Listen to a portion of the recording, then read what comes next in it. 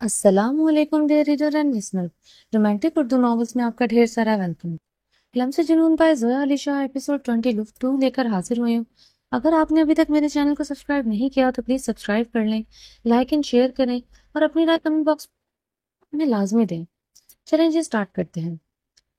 बेशक वो बदतमीज और बिगड़ी हुई थी, मगर इसमें कोई शक नहीं था कि वो खूबसूरत भी हद से ज्यादा था। इसका खूबसूरत सरापा और इसके दूध से ज्यादा गोरी कमर पर पड़ते हुए बल अहमद को इस पर अपना प्यार निछावर करने पर मजबूर कर रहा था। इसने बेख्तियार अपने लब इसकी कमर पर पड़ते हुए ब्लू बलों पर रख दिए। इसके लबों के सुलगते हुए लम्स से वो सिसक कर चादर को अपनी मुट्ठियों में मीच गई थी।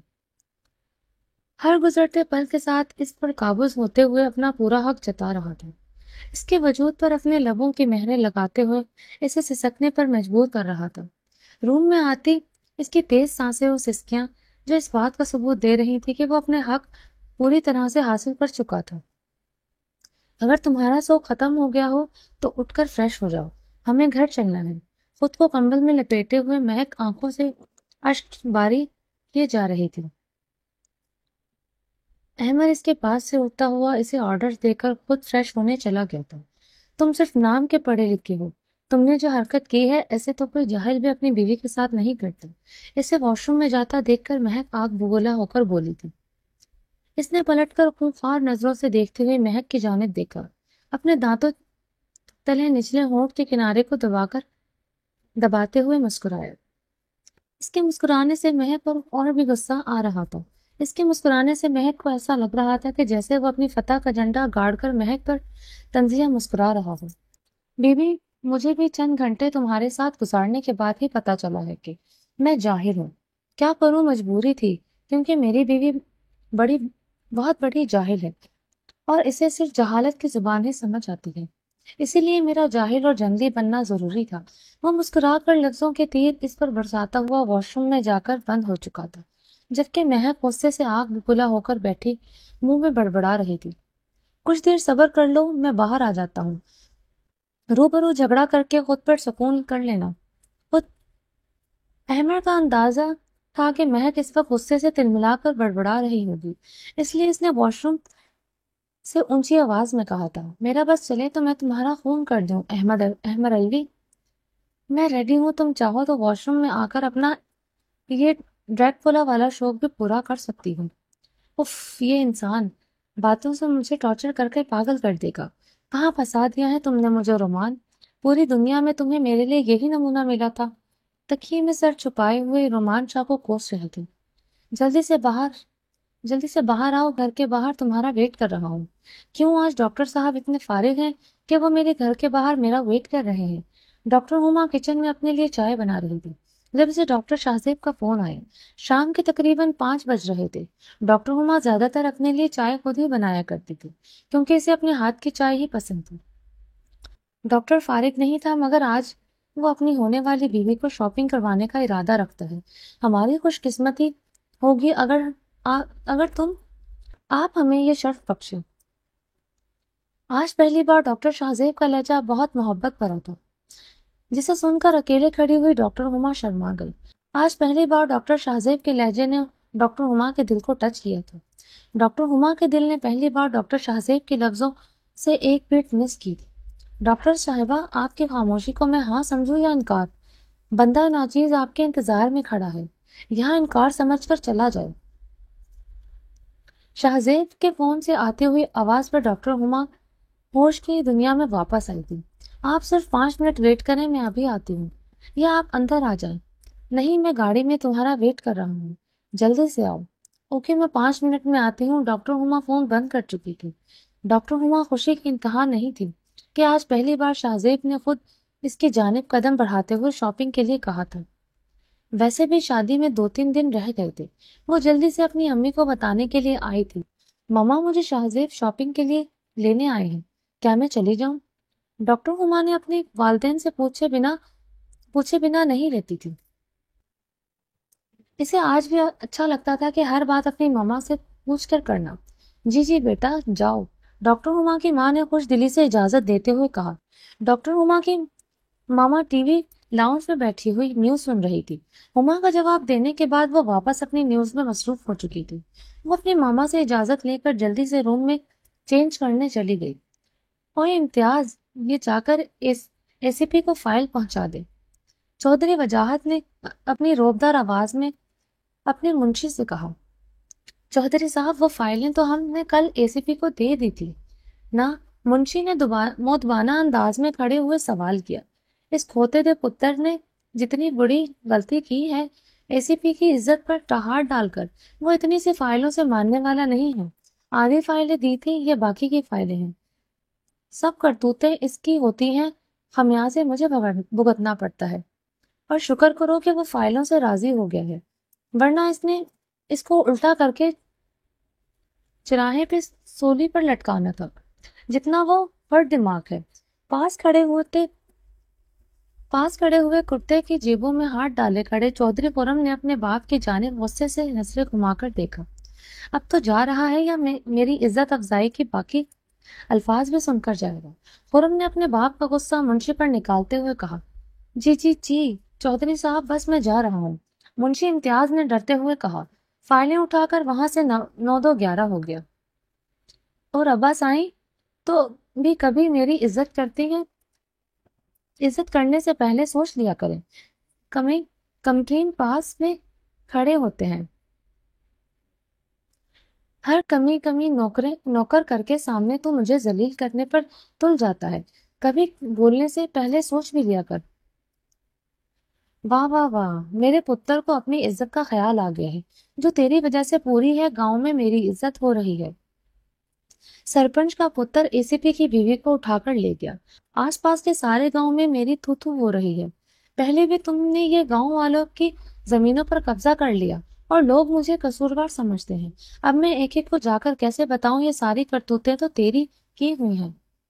हाँ तो अब्बासाई, तुझे तो पता ही नहीं है कि सरपंची कैसे संभाली जाती है। गांव वालों पर अपना रोब और दबदबा बनाकर रखना पड़ता है, फिर ही तो बंदा सरपंच कहलाता है। हाँ हाँ खोते दे पुत्र, सही कह रहा है। तो सरपंची ऐसे ही संभाली जाती है। इतने सालों में मैं कितना मशहूर नहीं हुआ जितना तो एक दिन में मशहूर हो गया। छित्तर उठाकर तेरे मुंह पे ऊपर मारूं, तेरे को लग पता जाए। चौधरी साहब, क्या हो गया है? जवान औलाद पर ऐसे कोई हाथ उठाता है? होश के नाखून ने चौधरी की बीवी जो नौकरानी सकीना के साथ चाय लेकर आई थी, चौधरी साहब को इस वक्त अपना उल्टा हाथ उठाते हुए खुर्रम को थप्पड़ मारने लगे थे। जा सकीना, तो चाय रख दे और तू जा, चौधरी की बीवी ने नौकरानी को जाने को कहा। अच्छा, मैं होश के नाखून लो, इस गधे के पुत्र को मत समझाना कि ये अपनी हरकतें सुधार ले। अब्बा साईं, बस कर दें, होता गधा गधा लगाया हुआ है। कोई जानवर छोड़ भी दे जिससे मुझे ना मुशाबत दी हो। होता तो छोटा लफ्ज है, तू वही कुत्ते की पूंछ 12 साल की किसी ने रूढ़ी के अंदर दबा के रखी थी, फिर भी निकाली तो वो टेढ़ी की टेढ़ी थी। जितना तुझे एसीपी ने कटा है सही से तुझे कुटा है, सही से तुझसे चला तो जा नहीं रहा, और जबान 10 कैसे बंदरों की तरह से साथ चला रहा है। अम्मा साईं, देख लें, कोई जानवर छोड़े हैं जिसके साथ मुझे नारा लाया हो। खुर्रम चौधरी अपने गुस्से को कंट्रोल करते हुए बोला। मेरा सोना पुत्र, तो जा, मेरे साईं तेरे अब्बा साईं के साथ बात करती हूँ, तू बेफिक्र रह। मेरा पुत्र, तो जा, मैं तेरे लिए अभी तेरे कमरे में गाजर का हलवा और गरम गरम दूध भेजती हूँ। वो मुस्कुराती हुई इसके माथे पे प्यार करते हुए इसे जाने को कहा। हाँ हाँ भेज, बड़ा अच्छा कारनामा अंजाम दिया है तेरे पुत्र ने। चौधरी साहब, बस कर देना, नादान है, इस उम्र में बच्चों से गलतियां हो जाती हैं। चौधरी की बीवी अपनी बेटी की तरफदारी करते हुए बोली। तेरे इन बातों ने ही इसे खोते को बिगाड़ रखा हुआ है। कभी अपने पुत्र को सही सही मत भी दिया कर। चौधरी साहब ने गुस्से से सोफे पर बैठते हुए चाय का कप उठाते हुए कहा। सर, चौधरी वजाहत का मुंशी दिलावर बाकी की जमीनों की फाइलें लेकर आया है। शाहमीर अपने लैपटॉप को बंद करते हुए मोबाइल और कीज को उठाते हुए ऑफिस से बाहर का रुख करने ही लगा था कि कांस्टेबल अली आकर चौधरी वजाहत के मुंशी की खबर दी। ओके, भेजो इसको। शाहमीर वापसी अपनी कुर्सी पर बैठ गया। एसीपी शाहमीर ने सारी फाइलें बारी बारी चेक करते हुए फाइलों को एक साइड पर रख दिया। सर जी, میرے کو اجازت ہے، میں جاؤں؟ دلاور نے اے سی پی سے اجازت مانگی۔ رکو، جانے سے پہلے میرا ایک پیغام سنو اور جا کر اپنے چھوٹے چودھری خرم کو بتا دینا کہ گاؤں والوں کی زمینوں کی خاطر یہ پہلا اور آخری راضی نامہ تھا جو میں نے کر لیا۔ اگر مجھے گاؤں والوں کا احساس نہیں ہوتا تو تمہارے چودھری کے بیٹے کو میں چوراہے میں الٹا لٹکا دیتا، پر اب میری نظریں اس پر بنی رہے گی، اس لیے اسے جا کر پیغام دے دینا کہ یہ اپنے سارے کالے دندے بند کر دے۔ آج کے بعد اگر کسی بھی طرح کی اس نے گاؤں میں کوئی حرکت بازی کی تو مجھ سے برا کوئی نہیں ہوگا۔ اس نے اے سی پی کی عزت پر ہاتھ ڈالا ہے اور اے سی پی شامیر ملک کبھی بھی کچھ بولتا نہیں ہے۔ دوبارہ اس کی ذرا سی حرکت پر وہ اپنی جان سے جائے گا۔ اے سی پی کا پیغام لے کر دلاور وہاں سے چلتا بنا اور شامیر فائلوں کو لاکر میں رکھ کر بند کرتے ہوئے اپنی موبائل اور کیس کو اٹھاتے تھانے سے باہر آ گئے۔ باقی کے کسانوں کو پیغام بھجوا دو کہ صبح وہ آ کر اپنی زمینوں کے کاغذ لے جائیں۔ شاہمیر نے جاتے ہوئے کانسٹیبل سے کہا، جی سر، میں آپ کا پیغام ان سب کسانوں تک پہنچا دوں گا۔ کانسٹیبل نے مؤدبانہ انداز سے سلوٹ مارتے ہوئے کہا، سر خیریت، آج آپ وقت سے پہلے جا رہے ہیں؟ کانسٹیبل علی نے مؤدبانہ انداز سے سوال کیا۔ جی ہاں، ہاں جی علی صاحب، آج گھر جلدی اس لیے جا رہا ہوں کہ میرے سر میں درد ہے اور میں کافی تھکن محسوس کر رہا ہوں۔ ایسے بھی شامیر کا اپنے جونیئر کے ساتھ بھی اخلاق بہت اچھا تھا۔ جب اس نے چارج سنبھالا تو اس نے تھانے کا نظام اور نفری کا ماحول بے حد خراب تھا، جس کو اے سی پی شامیر ملک نے بہت جلدی کور کرتے ہوئے سب کچھ ٹھیک کر لیا تھا۔ اب تو سارے نفری اس کی فین ہو چکی تھی۔ سر آپ نے بتایا نہیں، میں آپ کے لیے چائے یا کافی لے کر آؤں؟ علی نے فکریہ انداز سے کہا۔ نہیں یار، بس گھر جانا چاہتا ہوں، کام سے بھی آج جلدی فرصت مل گئی ہے تو میرے خیال سے اب گھر جانا چاہیے۔ شاہمیر یہ کہتا ہوا مسکراتے ہوئے اپنی گاڑی کی طرف بڑھا۔ جی سر، اللہ حافظ، اپنا خیال رکھیے گا۔ کانسٹیبل علی مسکراتا ہوا اپنے کیبن کی طرف روانہ ہوا۔ میرب کے ساتھ ہونے والے حادثے کے بعد رومان شاہ آج فرسٹ ڈے آفس گیا تھا۔ کام کر کے اوور لوڈ ہونے کے باعث تھکن سے چور رومان شاہ کندھے پر کوٹ لٹکائے ہوئے گھر کے اندر داخل ہوا۔ وہ اپنے کمرے کی طرف قدم اٹھاتے ہوئے جا ہی رہا تھا کہ اچانک کچن سے کھٹ پٹ کی آواز گلابی رنگ سے کے آنچل نے اس کے اپنی طرف متوجہ کیا۔ وہ اس کے دل نے بلنک کیا کہ یہ کچن میں جھلکتا ہوا گلابی آنچل میرب کا ہے۔ نظر اٹھائے گا رومان شاہ نے دو قدم ریورس لیتے ہوئے ایک پاؤں کو ہوا میں لہراتے اور دوسرا پاؤں زمین پر ٹھہرائے ہوئے گردن کو پیچھے کی طرف جھکاتے ہوئے کچن کی جانب دیکھا، اور اس کے دل سے جو آواز آئی تھی وہ بالکل ٹھیک تھی۔ کچن میں گلابی آنچل میرب کا ہی تھا، جو کچن میں بڑے مصروف انداز سے کسی کام کو سر انجام دے رہی تھی۔ وہ آہستہ آہستہ دبے پاؤں قدم بڑھاتے ہوئے میرب سے 2 قدم کی دوری پر کھڑا ہوا، اس کے خوبصورت سراپے کو سر سے پاؤں تک دیکھنے لگا۔ میرب جو کہ چائے بنانے میں اتنی مصروف تھی کہ اسے اپنے شاہ کے قدموں کی آہٹ کا اندازہ نہ ہوا۔ تم یہاں کیا کر رہی ہو؟ رومان شاہ نے میرب کے کان کے پاس جھکتے ہوئے تھوڑی تیز آواز میں کہا۔ ہائے اللہ شاہ، آپ نے تو میری جان ہی نکال دی۔ میرب رومان شاہ کی آواز سے اچانک ڈرتی ہوئی پیچھے کھڑی رومان شاہ کو دیکھتے ہوئے مڑی، ایک ہاتھ اپنے سینے پر اور دوسرا ہاتھ رومان شاہ کے دل پر رکھتے ہوئے مصنوعی غصے سے بولی۔ رومان شاہ کو میرب کی کنڈیشن اب پہلے سے کافی بہتر محسوس ہو رہی تھی۔ ہاں، ایسے کیسے میری جان کی جان تو میں رات کو نکالوں گا۔ رومان نے میرب کو اپنی جانب کھینچتے ہوئے خمارانہ انداز سے اس کے پورے وجود پر نظر گاڑے ہوئے کہا۔ میرب کی گردن اپنے ہونٹوں کا نرم گرم لمس چھوڑنے لگا۔ اپنے شاہ کو بہکتے ہوئے دیکھ کر میرب نے ہلکی سی مزاحمت کی، جس کا رومان شاہ پر کوئی خاص فرق نہ پڑا، مگر اس کی مزاحمت کرنے سے اس کو مزید اپنی جانب کھینچتے ہوئے سینے سے ہاتھ پیوست کیا۔ شاہ کیا کر رہے ہیں؟ کچن میں ہیں۔ دونوں ہاتھوں سے رومان شاہ کو پیچھے کی طرف دھکیلتے ہوئے میرب گھبرا کر بولو۔ میرب کی گردن پر نرم گرم لمس کو 1 سیکنڈ سے پہلے رومان نے دانت گاڑنے کی صورت میں تبدیل کیا۔ شاہ، مجھے درد، تمہیں کتنی بار کہا ہے جب میں تمہارے پاس آؤں تو مجھے اس طرح سے دور مت دھکیلا کرو خود سے۔ رومان شاہ نے میرب کی باتوں کو درمیان میں ہی کاٹتے ہوئے غصے سے لال آنکھیں نکالتے ہوئے کہا۔ شاہ، ہم کچن میں کھڑے ہیں۔ میرب اپنی تکلیف کو بلا کر رومان شاہ کی لال آنکھوں کو دیکھے ہوئے نم آنکھوں سے بولی۔ تو رومان شاہ میرب کی تھوڑی پکڑتے ہوئے سخت لہجے میں بولا، بیوی ہو تم میری، کوئی گرل فرینڈ نہیں جس کو پیار کرنے اور محسوس کرنے کے لیے میں لوگوں اور جگہ کی پرواہ کرتا کروں۔ شاہ لوگوں کی نہیں مگر گھر میں امی جان بھی ہیں۔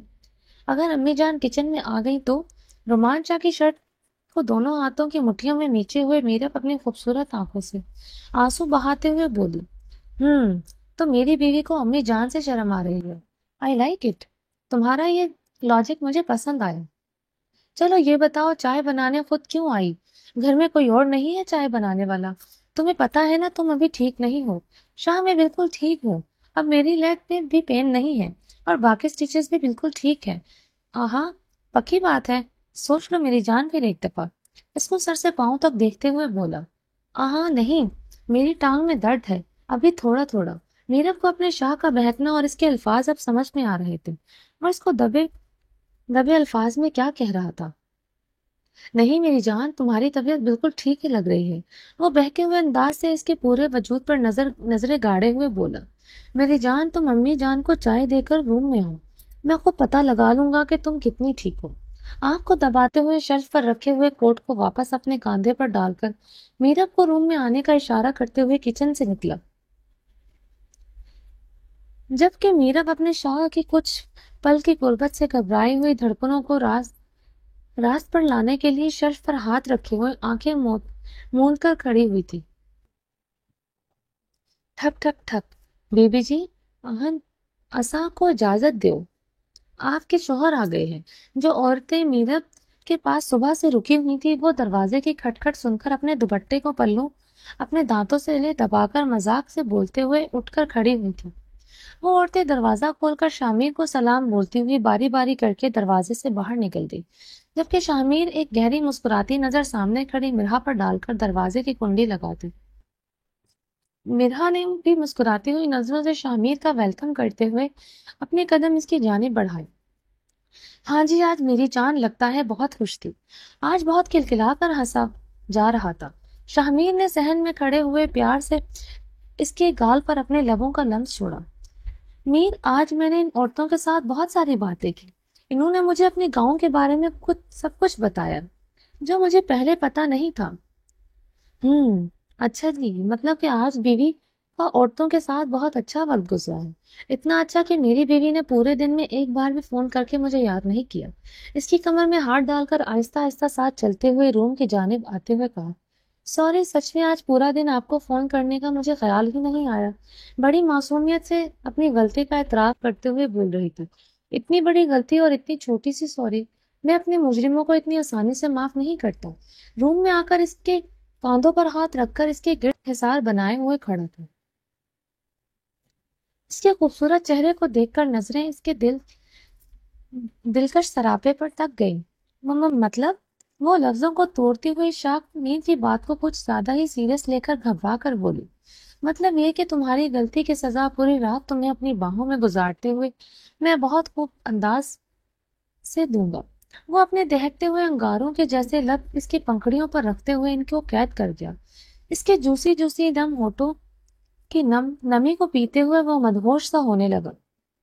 میر، آپ کو بخار ہو رہا ہے؟ شامیر اس کی پنکھڑیوں کو آزادی بخشتے ہوئے تھوڑا پیچھے ہوا تو مرہا نے نوٹ کیا کہ شامیر کے لب انگاروں کی طرح دہک رہے ہیں۔ اس کی گردن اور چہرے پر ہاتھ لگاتے ہوئے فکریہ انداز میں بولی، بس میرے سر میں تھوڑا درد ہے، تم پریشان مت ہو، میں نے ٹیبلٹ کھا لی ہے اور اب تو مجھے اپنے وجود کی گرمی دو گی تو میں ٹھیک ہو جاؤں گا۔ تم میرا ویٹ کرو، میں ابھی یونیفارم چینج کر کے آتا ہوں، پلیز ذرا میرا نائٹ سوٹ دینا۔ خماردار لہجے سے بولتا ہوا ہلکے سے اس کے نازک لبوں کو چھو کر پیچھے ہوا اور اپنا نائٹ سوٹ لے کر باہر صحن میں بنے ہوئے واش روم میں چینج کرنے چلا گیا۔ رومانچا اپنی امی جان کو مل کر روم میں آ کر چینج بھی کر چکا تھا، مگر میرب ابھی تک روم میں نہیں آئی تھی۔ رومانچا کو پتا تھا کہ میرب کی طبیعت خراب ہونے کی وجہ سے بہت دن تک جو آزادی ملی تھی میرب کو اب وہ آزادی اچھی لگنے لگی ہے۔ رومانچا میرب کا ویٹ کرتے ہوئے بیزار ہو کر روم کا دروازہ کھول کر باہر جانے ہی لگا تھا کہ سامنے سے میرب چائے کے 2 کپ ڈش میں رکھے ہوئے روم کی جانب آ رہی تھی۔ تھوڑی دیر اور کچن میں رکتی تو میں تمہیں اٹھا کر لے آتا، اتنی دیر کیوں لگائی آنے میں کب سے تمہارا ویٹ کر رہا ہوں۔ انتظار کرتے ہوئے رومانچا کا موڈ تھوڑا خراب ہو گیا۔ میرب، تمہیں اچھی طرح سے پتا ہے کہ مجھے انتظار کرنا بالکل پسند نہیں، اور جب میں تمہیں اپنی محبت پیار کہ وقت بلاؤں؟ اس وقت تو مجھے انتظار کرنا بالکل ناپسند ہے، اور تم اس بات سے اچھی طرح سے واقف ہو، پھر بھی اتنی دیر کیوں لائی؟ چائے کی ڈش اس کے ہاتھ سے لے کر ٹیبل پر رکھ کر اس کی کمر میں ہاتھ ڈالتے ہوئے اسے خود کے قریب اور چہرہ جھکا کر اس کے مقابل کرتے ہوئے کہا، شاہ شاہ وہ میں آج میرب کو کافی دنوں بعد شاہ والا یہ روپ دیکھنے کو ملا تھا۔ تو میرب کے منہ سے الفاظ بھی صحیح طرح سے نہیں نکل رہے تھے۔ اس حادثے کے بعد شاہ بہت زیادہ نرمی کے ساتھ پیش آتا تھا، مگر آج شاہ اپنے اصلی روپ میں تھا۔ تو میرب بھی کافی گھبرائی ہوئی نظر آ رہی تھی، مجھ سے بچنے کی کوشش کر رہی تھی۔ میرب کے ٹوٹے ہوئے الفاظوں کی تشریح شاہ نے خود کر دی تھی۔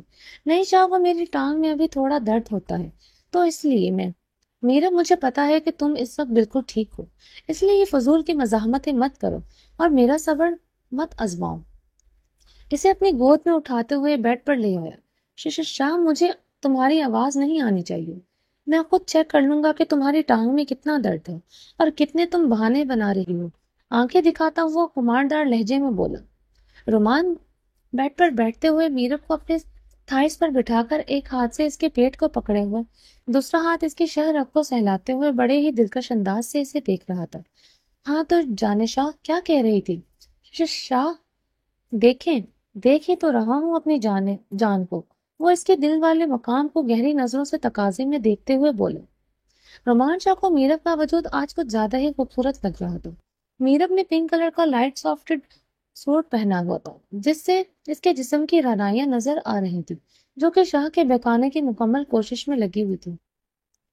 اوپر سے میرب کا اتنے دن اپنے شاہ سے دور رہنا اب شاہ کی تو بس ہو گئی تھی۔ میرب بہتر تو کافی دن سے تھی، مگر پھر بھی اس کی وہ بیماری کو مد نظر رکھتے ہوئے اس سے دور تھا، کیونکہ اسے پتا تھا اگر وہ میرب سے تھوڑا بھی نزدیک ہوا تو وہ بہک جائے گا، جو کہ میرب کے لیے فی الوقت ٹھیک نہیں تھا۔ مگر آج میرب کو دیکھ کر اسے اندازہ ہو رہا تھا کہ وہ بالکل ٹھیک ہے، اور اب وہ جو اپنی مزاحمتیں دکھا رہی تھی وہ سب ڈرامے بازیاں ہیں، کیونکہ اسے اچھے سے پتا تھا کہ جب شاہ بہکتا ہے تو پھر بہک ہی جاتا ہے، جو سنبھلنے سے نہیں سنبھل پاتا۔ شاہ، کہاں کھوئے ہیں آپ؟ وہ شاہ کی نظروں کو خود پر مرکوز ہوتے ہوئے دیکھ کر بولی۔ میری جان، تمہارا شاہ کہاں کھو سکتا ہے؟ تم نے اسے اس قابل ہی نہیں چھوڑا کہ وہ تمہارے علاوہ کہیں کھوئے۔ وہ دلکشی سے مسکراتے ہوئے اس کی آنکھوں میں دیکھتا ہوا بولا۔ شاہ، میری ٹانگ میں سچی میں بہت درد ہے، جھوٹ نہیں بول رہی۔ وہ آنکھوں کو ٹمٹماتے ہوئے بولی۔ چلو جی، مان لیا، تو بتاؤ یہ ٹانگ کتنے دنوں میں ٹھیک ہو جائے گی؟ ٹھیک، وہ میرے خیال میں 1 ویک تک ہو جائے گی، زیادہ ٹائم نہیں، کیونکہ تھوڑی سی پین ہے نا، تو اب ظاہر ہے تھوڑا سا اگر آرام ملے گا تو جلدی ٹھیک ہو جائے گی۔ بس آپ مجھے پورا آرام کرنے 1 ویک تک دیں، میں بالکل ٹھیک ہو جاؤں گی۔ وہ بالکل معصومانہ انداز میں اپنے شاہ کو بہلا رہی تھی۔ میری جان، تمہارے شاہ نے پوری دنیا گھومی ہے اور ہزاروں لوگوں کو بے وقوف بنایا ہے۔ تمہیں کیا لگتا ہے تمہاری ان بچگانہ باتوں سے تمہارا شاہ بے وقوف بن جائے گا اور اپنا ارادہ بدل دے گا؟ اچھا چلو، تم مجھے سچ بتا دو، تمہاری ٹانگ میں درد ہے کہ نہیں؟ اگر تم نے سچ بتایا تو میں کچھ نہیں کہوں گا، کیونکہ مجھے پتا ہے کہ تم اس وقت بالکل ٹھیک ہو۔ شام، میں سچ بول رہی ہوں۔ وہ اپنی معصوم سی آنکھوں کو ادھر ادھر کر کے بولی۔ بیبی، تم سچ نہیں بول رہی، اب تو اتنا تمہارا شاہ تمہیں اچھے سے جانتا ہے۔ ہاں، نہیں ہو رہی ٹانگ میں درد، مگر جو آپ کرنے کا ارادہ رکھتے ہیں وہ میں آپ کو نہیں کرنے دوں گی، کیونکہ میں ابھی پوری طرح ٹھیک نہیں ہوں۔ رومان شاہ کے زو معنی باتوں سے تنگ آ کر میرب کے منہ سے آ کر سچ پھسل ہی گیا۔ ہاں، یہی تو میں کہہ رہا ہوں کہ تم بالکل ٹھیک ہو، تمہاری ٹانگ میں کوئی درد نہیں ہے۔ یہ سب ڈرامے مجھ پہ بچنے کے لیے ہیں، اور تم جو دوسری بات کہہ رہی ہو کہ ابھی تم ٹھیک نہیں ہو، تو میں سمجھ گیا کہ تم کیسے ٹھیک ہوگی۔ تمہارا وہی علاج میں اب کرنے لگا ہوں، کیونکہ اب تمہیں دوا کی نہیں، تمہارے عقل ٹھکانے لگانے کا ٹائم ہو گیا ہے۔ اور کہتے ہی میرب کو جھٹکے سے بیڈ پر گرایا۔ اب یہ کیا کر رہے ہیں؟ رومان شاہ کو شرٹ کے بٹن کھولتے ہوئے دیکھ کر وہ فوراً بولی۔ تم بچی ہو، تمہیں نہیں پتا؟